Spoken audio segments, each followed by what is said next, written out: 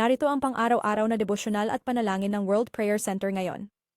Ang ating pagbasa sa kasulatan ay mula sa liham ni Apostol Pablo sa mga taga-Roma. Warvenes certain stone de verdens is a darshan search. Horshi from Wikhasan Siksachisa.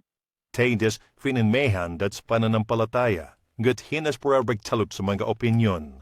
Di walat santon medsiyan indok saman, deben mahinin dawit kwatper and langning glay. Ikaw bat hekin, dit faken en hedi, yan habadigas tabik husgayan and hedit faken en bieken. Sabi grabias ka persilden Diyos. Sino ka para humatol sa alipin ng iba? That the cunning feelings pang non siya tumtayor or nahuhulog, and siya was tag. Dodge kat kayang panindigan siya ng Panginoon.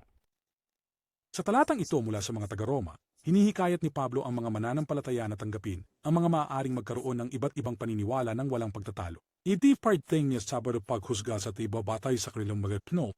Pualalahanan silang bawat isa ay may pananagutan sa Diyos na kayang suportahan sila. Binibigyang diin ni Pablo ang kahalagahan ng pagpapakita ng biyaya at pagtanggap sa iba kaysa sa pagpapataw ng personal na opinyon o paghuhusga.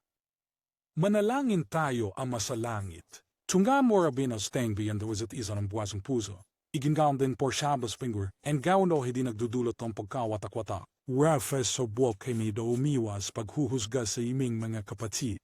Nikisalin as tanging sa iyo lamang kami mananagot. Bapagkaloophali ng karunungan kung magbigay ng grasya at pag-unawa. Alam na kaya mong suportahan kaming lahat. Ito lang ang aming hinihiling. Sa pangalan ni Jesus.